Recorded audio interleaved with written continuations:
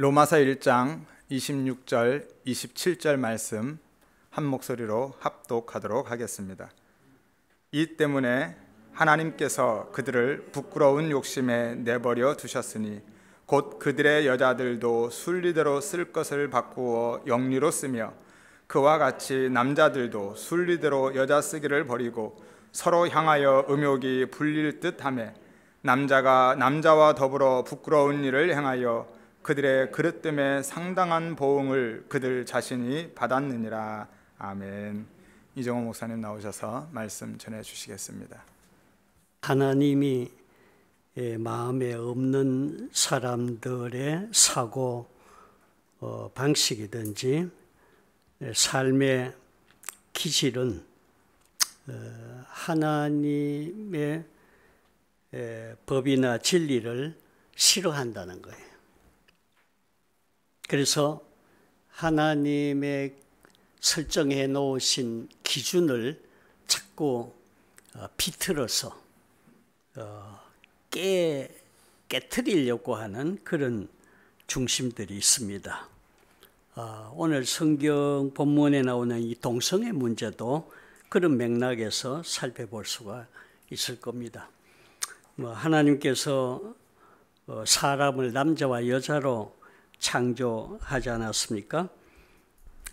남자와 여자 이외에 요즘 제3, 제4, 제5 이 젠더 이데올로기를 요즘 많이 얘기하는데 그런 게 없죠. 그 억지로 이제 비틀어서 만드는 겁니다.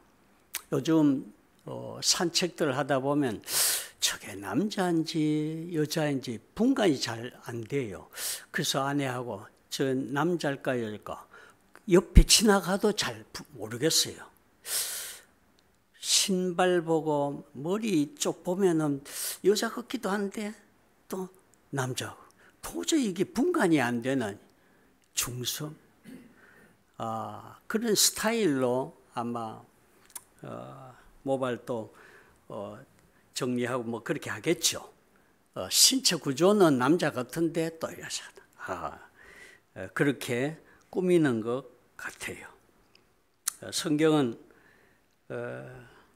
하나님께서 남자와 여자를 각기 부모를 떠나서 둘이 합해서 한 몸을 이루라 그렇게 말씀하셨죠. 한 몸 이룬다는 것은 뭐 아시는 대로 두 인격체가 한 몸처럼 몸과 마음이 서로 연합해서 그리스도 안에 참 그런 생활을 연합 생활을 이루어 가라 그런 말씀인데, 동성애 이 사건은 하나님이 이렇게 정해 주신 이 창조 질서를 침범하는 거예요. 정면으로 깨겠다고 달려드는 죄악이죠. 성경이 분명하게 금지하는 부분을 안 된다 그렇게 금지하는 그 도덕적인 규범을 무너뜨리고 깨겠다고 하는 아주 사악한 하나님을 대적하고 하나님의 진리를 대항하는 그런 행위죠. 우리가 잘 아신 대로 성경에서 동성애를 금지하는 본문은 구약 레위기 18장과 또 20장에 있죠. 너는 여자와 동침함같이 남자와 동침하지 말라. 이는 가증한 일이니라. 가증하다고 표현했습니다. 누구든지 여인과 동침하듯 남자와 동침하면 둘 다 가증한 일을 행함인즉 반드시 죽일지니 자기의 피가 자기께로 돌아가리라. 구약에는 우리가 아는 대로 모세율법을 하나님이 주셨는데 그 율법 속에는 도덕법이 있고 또 그 다음에 의식법이 있고 그 다음에 시민법이 있습니다. 도덕법이란 것은 뭐 십계명과 같이 시대, 장소 그 초월해서 불문하고 어느 시대, 어느 계층에도 그대로 적용되는 절대 불변의 보편적인 법 체계입니다. 이거는 변할 수 없고 변경시킬 수 없어요.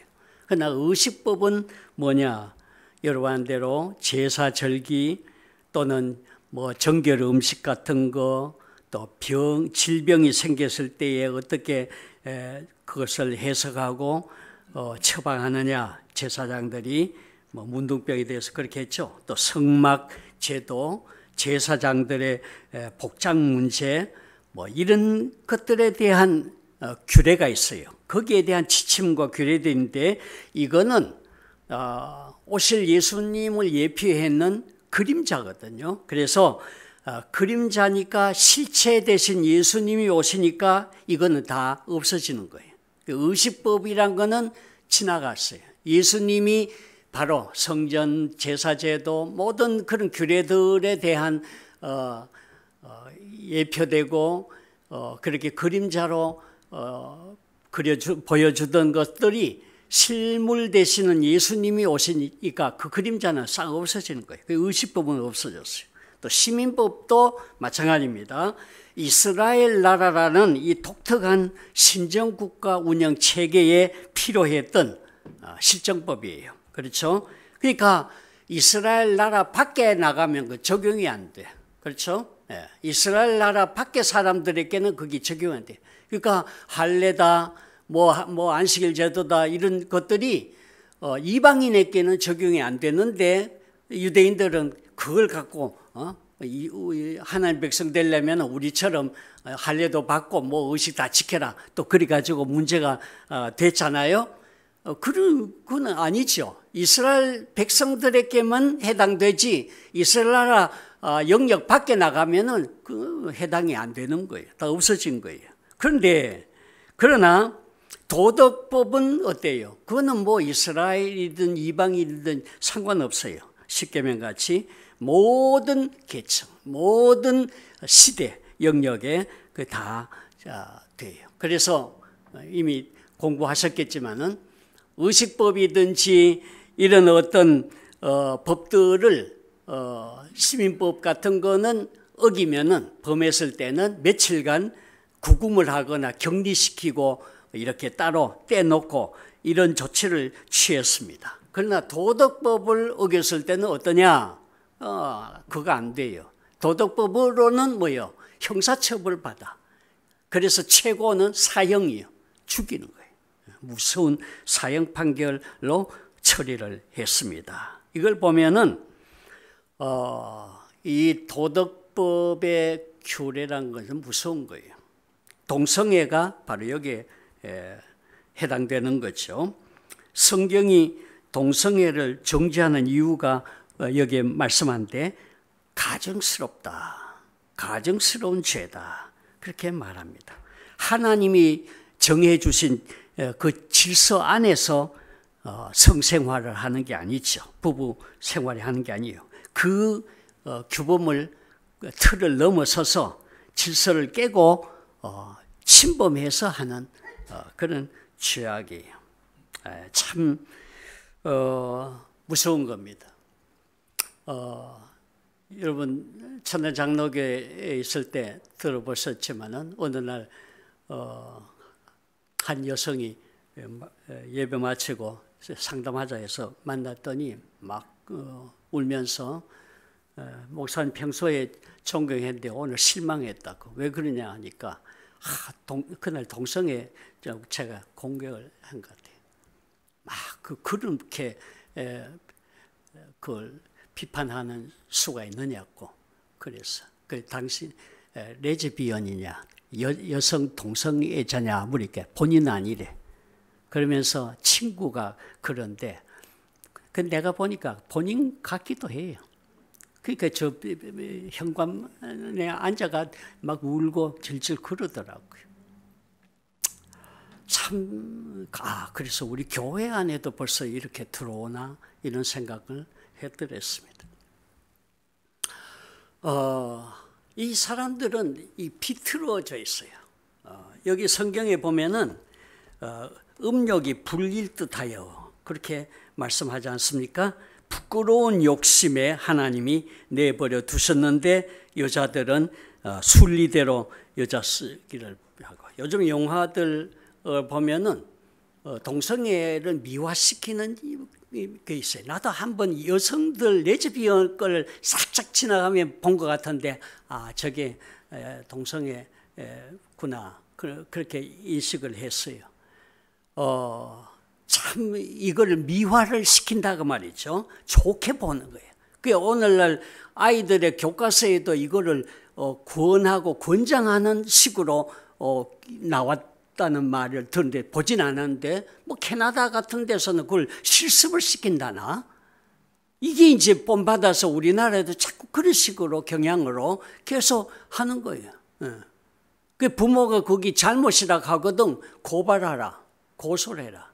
그 부모들에 대해서도 뭐 아버지 어머니가 아니고 제1부모, 제2부모 뭐 이런 식으로 부르도록 하고 아주 이게 요상하고 괴상하고 아주 이상하고 비틀어서 하나님의 질서를 깨트려 나가는 그런 문화 체계가 지금 뉴 막시즘 이제 공산주의 체제 옛날 이론은 안 먹히니까 이제 문화를 통해서 이런 식으로 제가 가끔 그렇게 하죠. 이 막시스트들이 문화를 통해서 집어넣을 때에 하여튼 제일 중요한 거는 가정을 깨트리는 거예요. 가정. 물론 뭐 학교도 있지만 첫째 가정을 깨트려라. 가정의 부모의 권위를 없애라. 그리고 가장 마지막은 타깃이 뭐예요? 교회다. 교회 두고는 절대 우리 혁명 성공 못하니까 교회를 깨부숴야 된다. 그래서 계속해서 음란물들 넣고 계속해서 저질 영화 만들고 계속해서 그런 문화들을 해서 성적으로 타락하도록 그리고 마지막에 동성애로 가도록 동성애를 합법화하는 쪽으로 유도를 하죠. 남자들도 이와 같이 순리대로 여자 쓰기를 버리고 서로 향하여 음욕이 부릴 듯 하매 남자가 남자와 더불어 부끄러운 일을 행하여 그의 그릇 때문에 상당한 보응을 그 자신에 받았느니라 말씀합니다. 이 남자들이 동성애에 빠진 사람들은 이성 간의 이 교제를 관심이 없는가 봐. 참 그 희한해요. 동성애에 빠진 친구들은 그렇게 가는 모양이에요. 우리 교회 여러분 아신 대로 배영선 선교사님이 있었죠. 배영, OMF 우리가 맨 처음에 협력 선교사로 1호입니다. 제가 강해 설교 세미나에 갔다가 김수지 김인수 박사 부부 집에 하루 민박을 하면서 이제 얘기하다가 이제 소개받아서 배영선 선교사님을 1호로 협력 선교사로 그렇게 시작을 했는데 이분이 이제 대만에 가서 언어 공부할 때에 2년 차쯤 됐을 때에 우리가 한번 방문했죠. 방문했더니 머리가 하얗게 실 정도로 그렇게 공부를 했어요. 근데 중요한 게 있더라고요. 보니까 남자가 하나 그 집에 있어. 같이 살아. 이상해. 그리고 어떻게 됐냐 했더니 친구가 이 동생이 남동생이 이 게이라는 거예요. 그래가지고 아무리 여자를 소개하고 해도 관심이 전혀 여자한테는 없고 완전히 남자에게만 빠져가 계속 나간다는 거예요. 계속 돈 주고. 그래서 네가 좀 뭐 여자한테 전혀 관심이 없으니까 네가 좀 선교사니까 이걸 어떻게 좀 사람 좀 만들어 이렇게 해서 그러니까 보냈다는 거예요. 그게 하는데 진짜 뭐 아무리 상담하고 아무리 해도 안 듣는다는 거예요. 안 듣고 계속 밤에 게이 클럽들로 간다는 거예요. 그런 걸 봤습니다. 참 빠져서 중독이죠. 중독, 가증스러운 일들을 하는 것입니다.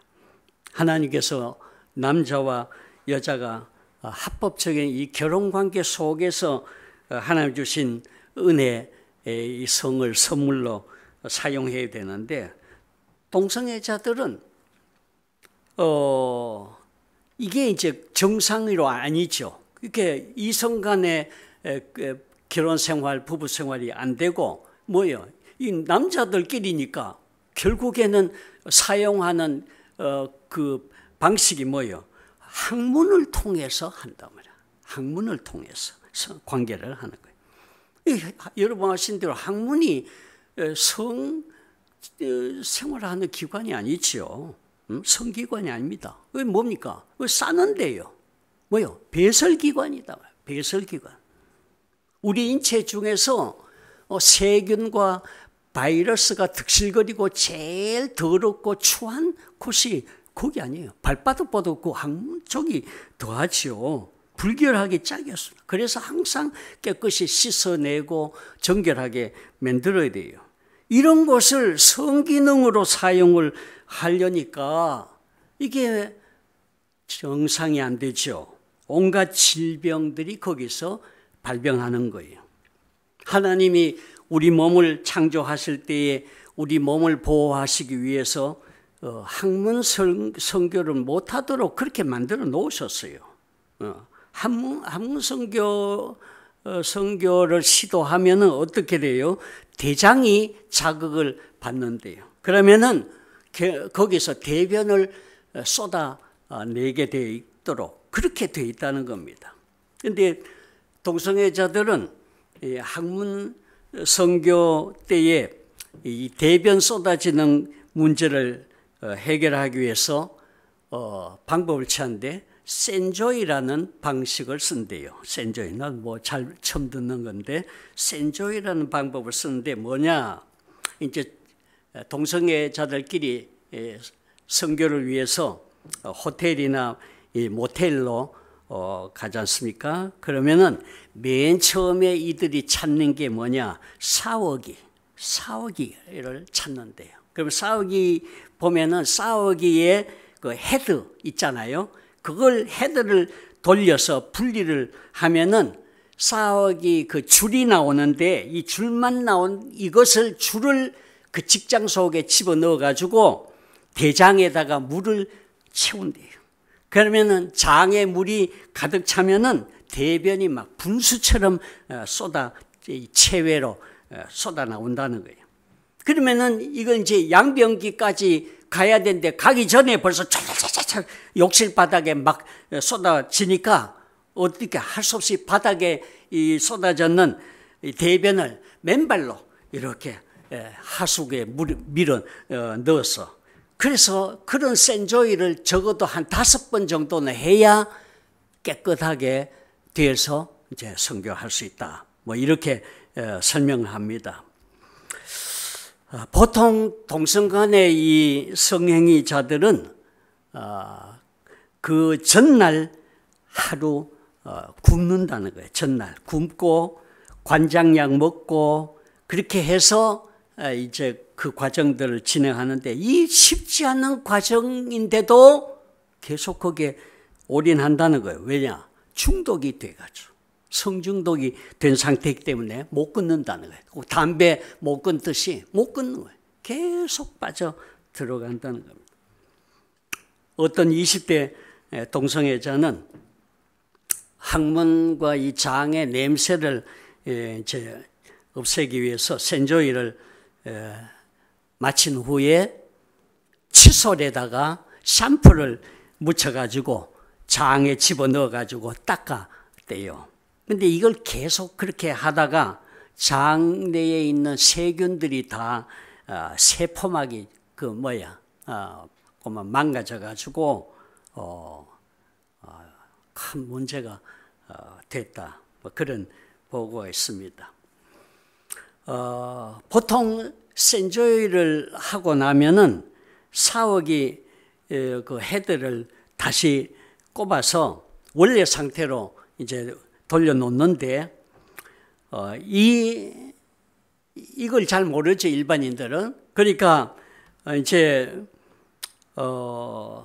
그걸 호텔에 이제 뭐 체류하기 위해서 이제 여행을 하는 분들이 갔다가 그냥 그 사오기 사용한다는 거예요. 그러면 에이즈에 걸리는 동성애자의 경우는 그 대변, 혈액, 간염, 매독, 이질균, 이 바이러스 그거 가지고 결국 샤워하는 식이 된다는 거예요. 그래서 일명 대변 에이즈 샤워, 대변 에이즈 샤워가 된다는 겁니다. 참 얼마나 한심스러워요. 그래서 저는 그런 얘기가 들린 이유로는 선교직 가서 숙박할 때도 샤워기를 쓰지 않아.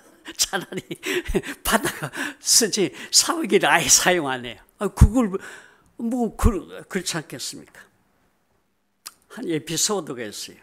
중학교 2학년 학생이 동성애자가 되었어요. 그래서 집에서 센조이를 하고 나서 나가려는데 헤더가 잘 분리가 되지 않는다는 거예요. 그래서 급한 마음에 센조이를 하려는데 이제 하려고 하는데 안 되니까 샤워기가 잘 안 돌아가는데 이때는 어떻게 하면 되느냐 하면서 인터넷 포털 사이트에 그걸 아마 올렸던가 봐. 그러니까 곧 대답이 왔는데 그거 고무장갑 끼고 돌리면은 된다. 쉽다. 그래가지고 그래서 고무장갑 가지고 돌려가지고 센조이를 하고 그 고무장갑을 싱크대에 걸어 놓은 거예요. 올려놨는데. 근데 엄마가 이걸 모르죠. 이 사실 모르고 그 고무장갑 끼고 깍두기도 깎고 김치도 버무르고 그래서 그래가지고 다 식탁에 올려놓은 거예요. 어떻게 될 것 같아요? 온 식구가 그 아이 대변, 혈액, 각종 세균의 직간접으로 영향받았는 그것을 같이 다 먹게 되는 거예요. 이게 얼마나 혐오스러운 일이에요. 그렇죠? 이게 얼마나 혐오스러워요. 이런 일이 비일비재하다는 겁니다. 그런데 이것을 오늘날 국가의 인권 운동가들 참 무책임하다고 봐요. 그런 것에 대해서 그 위험성이나 불결성이나 안 좋은 이런 것들을 얘기를 안 하는, 언급을 안 하고 자꾸 좋은 쪽으로 포장을 한다고 말씀합니다. 이런 나쁜 사람들이 어디 있어? 막 욕이 막 나오려고 그러는. 이거 아주 나쁜 사람들이죠. 그래서 이태원의 게이 클럽이든지 뭐 강남의 블랙 뭐 수면방이든지 있다 그런데 나 처음 들었어요. 뭐 일명 찐방이라고 하는 남성 동성애자들만 모여서 집단 성행위하는 그런 장소가 있는 모양이에요. 그래서 거기서 코로나 그 확진자들이 집단으로 발생하고 뭐 그랬지 않습니까? 근데 대한의사협회에서도 전문가들도 이 클럽이든지 유흥업소들 간격 규제해야 된다 그렇게 했는데 처음에 잘 안 듣죠. 교회를 향해서는 아주 엄격한 규제를 해서 뭐 7대 준칙이라고 뭐 마스크도 쓰고 뭐 여러 가지 그렇게 했지 않습니까? 예. 공무원들도 자기들도 잘 안 지키면서 교회는 그걸 요구했어요. 그러면서 이 유흥업소들을 게이 클럽이라는 말을 보도 준칙이 있어가지고 못 쓰게 하는 거예요. 게이라는 말을 쓰지 말라는 거예요. 국가인권위원회하고 기자협회가 2011년에 체결을 한 인권 보도 준칙이 있대요. 동성애나 에이즈 그런 어떤 상관성이든지 동성애 문제점이나 그 위험에 대해서는 보도 안 하도록 못하도록 해놓는 거. 그래서 게이라는 말을 게이 클럽인데 게이라는 말을 못 넣게 하는 거예요. 이런 식으로 이 언론이 돌아가는 거예요. 이 썩은 거죠. 정확하게 국민의 건강을 위해서 이렇게 다 제대로 홍보하고 그렇게 해줘야 되는데 이런 엉터리 보도 준칙을 만들어 놓고는 이런 거는 인권, 소수자 인권을 이거 없이 여기는 거니까 무시하는 거니까 하지 마라. 이렇게 해서 못하는 거예요. 질병관리본부에서도 신규 에이즈 감염자들이 이렇게 등록하고 여기에 역학조사를 해 나와야 되는데 이런 것들을 공부하려면 이것도 걸려서 못하기도 한다는 거예요. 이게 무슨 국가고 이게 무슨 정부 시책이고 이게 무슨 방식이냐 말이에요. 이렇게 돌아가면 안 되잖아 말이에요. 사실을 사실대로 하야지. 거짓말하는 게 아니고 사실대로. 그래서 국민들이 짐작하고 이게 잘못됐구나 이렇게 해서 앞으로 표도 바로 행사하도록 하고 이렇게 해야 되는데 이게 다 이런 식이에요.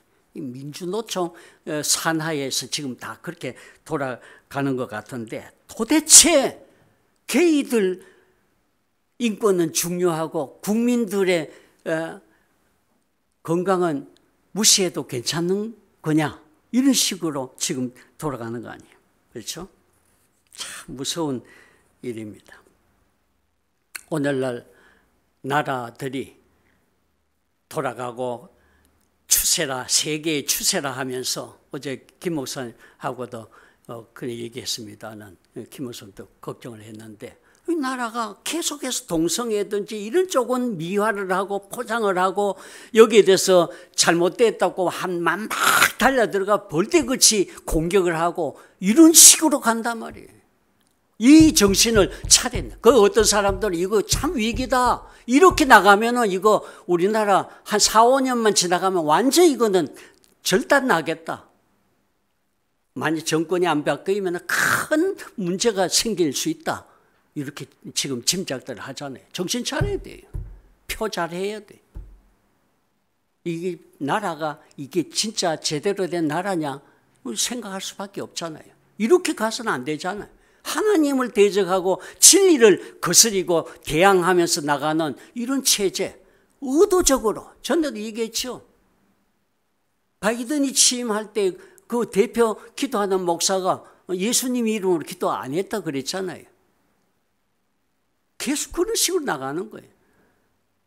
이제는 자꾸 소수자 인권, 게이나 이런 동성애자들을 왜 저렇게 두둔하는지 모르겠어요. 그걸 왜 장려하고 아이들한테도 그걸 실습시켰는지 모르겠어요. 이래가지고 어떻게 나라가 정상이 됐어요. 그래서 저는 코로나 사태를 볼 때 우리가 참 불편한 거 맞지만 하나님이 손보고 계신다고 분명히 믿어요. 개인적으로 그렇게. 그거 그냥 둘 수 없어요. 여러분 소돔 고모라 보십시오. 소돔 고모라가 멸망한 거 왜 멸망했어요? 그거 보면 소돔 사람들이 롯의 집에 들어오는 두 천사를 내놓으라 했어요. 그러면서 우리가 그들과 상관하랴. 상관이란 말이 그게 바로 동성애를 말한 거예요. 천사들 남자로 생각했겠죠. 그 게이들을 겠지 뭐. 상관하다. 이게 바로 히브리 원문에서 야단인데 야단은 성적으로 관계하겠다는 거예요. 그래서 롯이 보니까 차라리 자기 두 딸을 내주더라도 이 남성 동성애자들의 이 행위, 이 사악한 죄를 막아야 되겠다. 아마 그렇게 생각한 것 같아요. 성경이 이 죄악을 아주 가정한 일로 보기 때문에 그렇게 해서 했잖아요. 유다서 7절에 보면 소돔 고모라가 음란하며 다른 육체를 따라갔다. 그래서 멸망했다고 밝힙니다. 베드로후서 2장 7절에도 소돔 고모라가 무법한 자들의 음란한 행실 때문에 멸망당했다. 분명히 말합니다. 이 두 천사가 소돔 무리들이 들이닥쳐가지고 동성애 하자고 막 이렇게 되니까 천사가 그거 확인되자마자 즉시로 그 성을 멸망 작업으로 들어가는 걸 볼 수 있습니다. 그래서 롯의 가족들을 강제로 피신시키고 그 다음에 유황불로 소돔 고모라를 살라버리는 모습을 볼 수가 있습니다. 본래 불심판은 마지막 때에 모든 체질들을 다 태워버리는 그런 심판으로 남겨놨는데, 그런데 이 남겨놓는, 유보시켜놓는 이 불심판을 지금 당겨서 실행하는 것은 뭐냐? 동성애의 죄가 보통 죄가 아니라는 거예요. 이걸 보여주고 깨우쳐주는 거예요. 물론 최후 심판이 있지만은 하나님께서는 오늘 또 살아계시는 통치자시기 때문에 오늘 부분적으로 심판하신 거예요. 전체는 아니지만 부분적으로. 폼페이시도 역시 그렇게 망했다고 역사들을 말합니다. 오늘 우리 한국교회 위기에 있습니다. 지금 동성애 합법화하려고 하고 차별금지법 속에 독소 조항을 넣어가지고 소수자 막 이름은 아주 뭐 그럴듯하게 포장해놨는데 독소가 있어요. 그렇게 하면은 오늘 교회는 동성애가 죄다는 소리 못하게 돼요. 하면은 수백만 원, 수천만씩 벌금 때리면은 그거 어떻게 감당해? 그러니까 정신 차려야 되는 거예요. 여러분들 잘 아는 사사기 19장 20장에 보면은 레위 사람 첩 사건이 있죠. 첩. 에브라임 산지에 사는 한 레위인이 유다 베들레헴으로부터 첩을 맞았습니다. 이 벌써 아니죠. 레위 사람이 첩을 맞았습니다. 첩으로 들어온 이 여자가 또 바람 피웠어요. 그래서 친정으로 갔습니다. 넉 달 후에 이 레위 사람이 첩을 찾으러 그 친정집에 찾아갔습니다. 그 첩을 설득해가지고 데리고 오려고 했는데 장인 어른이 계속 말리는 거예요. 만류하는 거예요. 조금만 더, 좀 더 쉬어가라고. 그래서 2차례를 만류를 했어요. 그 3번째는 만류를 뿌리치고 더 이상 안 된다고. 나도 가야 된다. 그러면서 이제 첩을 데리고 돌아오는데 베냐민 지파에 소속되는 기브아에 와서 해가 져버렸어요. 해가 져버렸어요. 더 이상 갈 수가 없어요. 그래서 바깥에서 이제 노숙하고 있을 판인데 한 노인이 보고 일하고 마치고 들어가다가 그렇구나 해가지고 자기 집으로 안내를 해서 유숙하게 합니다. 근데 문제는 기브아의 불량배들이 역시 그런 식이에요. 사람이요 타락을 하면은 결국에는 죄를 짓고 마지막에 가는 데가 결국에는 이런 자리로 가는 거예요. 성적인 타락, 정욕대로 더러움에 내버려 두사 정욕의 부끄러운 욕심, 불붙듯하는 음란한 욕심 이리로 가는 거예요. 되게 타락하는 그 마지막 클라이막스 끄트머리가 바로 이런 데입니다. 이 기브아 이 불량배들이 역시 이런 동성애자들 그 노인의 집에 몰려왔습니다. 들어온 레위 사람들을 자기한테 내놓으라.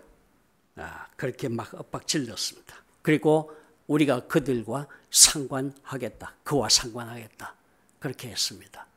여기에 상관도 역시 동성애를 말하는 거죠. 이 노인이 이 동성 간의 이 성행동 이거 아주 사악하고 나쁘다는 걸 아는 분이었죠. 그래서 차라리 자기 처녀딸하고 그 레위인의 첩을 그들께 내주려고 시도합니다.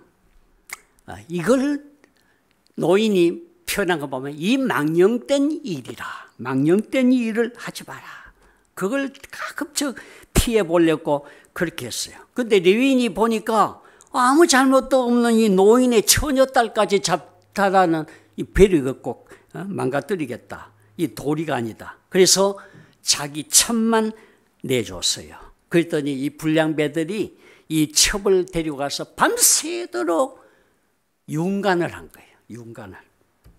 그 새벽녘까지 그렇게 하다가 첩이 결국 기 왔는데 집 그 문턱까지 와가지고 거기서 엎어져 죽은 거예요.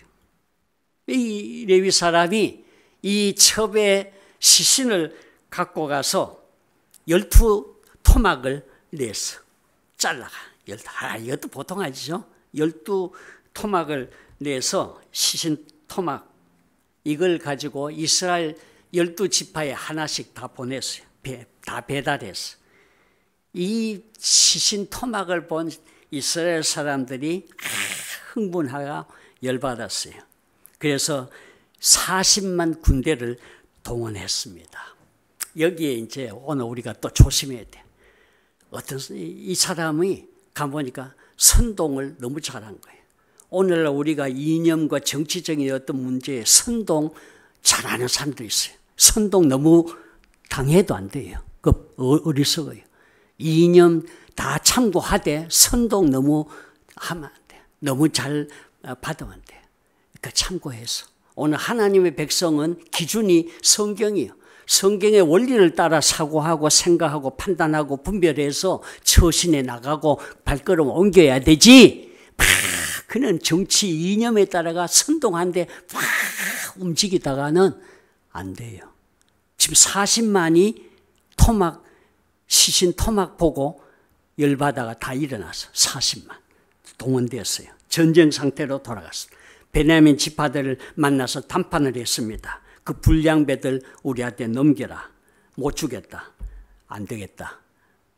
손 좀 봐야 되겠다. 그래서 전쟁에 돌입했어요. 3차례 했는데 2판은 오히려 베냐민한테 당했어요. 이스라엘 유다 지파가 오히려 4만 명이 오히려 죽어버렸어요. 당했어요. 참 이상하죠? 징벌하려고 나갔는 이 큰 군대가 오히려 당해버렸어요. 3번째는 하나님께서 막 엉엉 울고 이 어쩐 일입니까 하고 그러니까 하나님께서 이번은 내가 너희들한테 베냐민 지파 붙이겠다. 그래서 하나님의 참 허락 안에서 유도 전술 매복하고 유인 전술을 했죠. 그래서 베냐민 지파가 다 기어나왔는데 처가 2만 5천 명을 죽였어요. 2만. 600명만 도망을 쳤죠. 나중에는 이 600명이 이제 씨가 다 말라고 한 지파가 없어질 걸 생각하니까 여자를 구해가지고 씨를 보존하려고 하니까 여자가 없어가지고 뭐 딴 데 춤추는 데 가가지고 막 그냥 막 보쌈해가 오고 뭐 이런 일이 있었습니다만은 여러분 한번 보십시오. 40만이 동원돼 가지고 6만 5천 명이 죽었어요. 베냐민 2만 5천까지 합해가. 이게 뭐예요? 그 당시에 김 목사님이 얘기한 대로 소견 없이 자기 소견대로 하나님의 소견, 하나님의 진리 말씀 떠나서 자기 소견대로 살고 왕도 없고 지도자도 참 없는 지 마음대로 사는 이 꼴이 이렇게 나타나고 하나님께서 다 너도 틀려먹었어. 너도 베냐민을 뭐 징벌하고 나와. 너부터 잘못되고 너부터 끝으로 곤쳐라. 유다야. 유다부터 먼저 징벌해가 4만 명 죽어버렸어. 그러니까 6만 5천 명 쓸어버렸어요. 이게 하나님의 징벌 방식이었어요. 오늘날 누구를 막 조롱하고 막 하지만은 너는 어떠냐? 너는 깨끗하냐? 너는 그 말할 자격이 있느냐? 에? 양심으로 얘기해봐. 네 지금 서 있는 자리가 참 예배자의 자리냐? 진실을 말하고 하나님 앞에 바로 서 있는 위치냐? 오늘 그렇게 질문한 걸 들을 수 있어야 돼요. 안 그렇습니까? 우리가 남을 지적하고 비판하고 공격하기 전에 우리 자신이 하나님 앞에서 너는 바로 돼 있느냐? 네 양심으로 솔직하게 고백해봐. 너는 지금 하나님 말씀대로 바로 서 있느냐? 진리를 바로 붙들고 서 있느냐? 그렇게 말할 수 있는 위치에 있느냐? 오늘 들을 수 있어야 됩니다. 동성애 정말 왜곡되고 부패한 인간의 성탐욕의 클라이막스라고 말할 수 있습니다. 모든 포르노 산업의 가장 깊은 핵이고 타락한 인류의 마지막 몸부림이 동성애다. 그렇게 표현하는 분들이 있습니다. 교회와 국가가 이 동성애 합법화하는 이 일을 막지 않으면 안 돼요. 이거는 누가 말해 예쁘게 포장된 독버섯과 같다는 거예요. 이거 먹으면 안 되는 거예요. 이게 반찬이 아니에요. 오늘 우리의 영혼의 양식은 하나님 말씀 진리가 충만히 거해야 돼요. 그래서 복음을 통해서 온 성이 기쁨이 있고 하나님의 지도하심 은혜 속에서 성이 지켜지고 보존되어지고 세움을 받고 은혜의 평강이 넘치고 찬송이 있어야 되지, 은혜가 떨어지고 진리에서 빗나가고 비틀어졌는 이런 상황으로 계속 나가면서 오늘 건강을 생각할 수가 없습니다. 우리가 이 지금 찰나 이런 시점에 있다는 걸 생각하고 가장 먼저는 우리 자신이 하나님 앞에 깨어 있어야 되고, 내 자신이 하나님의 진리 안에 바로 서 있고 하나님 기뻐하는 삶으로 예배자로서 늘 드려지는 일상이 되어 있느냐. 예배 때 이 공적 예배가 아니라 나 혼자 있을 때에 내 생각과 사상 속에 상상의 세계 속에 정결함과 깨끗함과 거룩함을 유지하고 있는가, 아니면 돌아가면 혼자 있을 때 지 멋대로 사고하고 온갖 음란물과 더러운 것들로 꽉 차 있고 온갖 세상의 것들로. 그렇기 때문에 참된 믿음의 선배들의 모습이 귀한 거예요. 오늘 세상에 재미있는 구석보다는 재미있는 구석을 찾아서 시간 할애하고 시간 보내는 것보다는 하나님의 거룩과 은혜를 찾고 진리를 사모해서 그쪽으로 연습하고 훈련하고 생각으로 나아가는 그 훈련들을 했는 선배들은 성공했어요. 그러나 그렇지 못하고 좋은 기회와 시간과 은사들을 주셨는데 자꾸 세상에 재미있는 쪽으로 기울어지고 문화를 즐기다가 주신 은사도 다 뺏기고 좋은 역량들도 깔아먹고 하나님을 위해서 제대로 써보지도 못하고 생을 마치는 아까운 인생들 얼마나 많은지 몰라요. 정신 바짝 차려야 돼. 깨어서 주님을 준비하고 주님 맞을 준비하고. 요즘 기후 변화든지 이런 거 보세요. 우연한 게 있겠어요? 예? 구름을 이동시키시고 바람 날개로 인도하시는 주님께서 잠자다가 마지막에 일어나셔서 이제 심판해야 되겠다 그럴 줄 아십니까? 아니요. 지금 주님의 손길을 못 보십니까? 오늘 주님이 역사하시고 살아계시는 모습입니다. 일깨워서 우리 주님 앞에 근신하여 우리 하나님 앞에 설 수 있는 아름답고 복스러운 주의 백성 되기를 축복합니다. 아멘. 감사합니다. 때를 따라 주시는 은혜를 감사하고 깨어서 말씀 깨달은 대로 순종해서 하나님 앞에 설 수 있는 하나님의 사람들 되게 하옵소서. 예수님의 이름으로 기도드리옵나이다. 아멘.